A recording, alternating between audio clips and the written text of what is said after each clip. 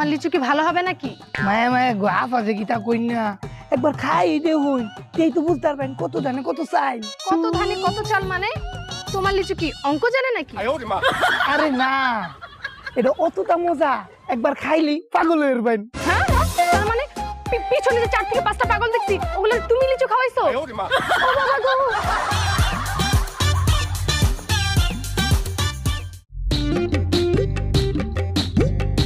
এবারে এই তো লিচু 100টা কয় টাকা কাকা 1000 টাকা দেবেন। দে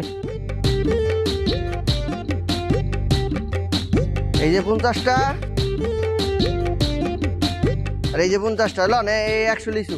দে টাকা 2 দিন পর দি মনে হেই আমি বাকি বিক্রি করি না।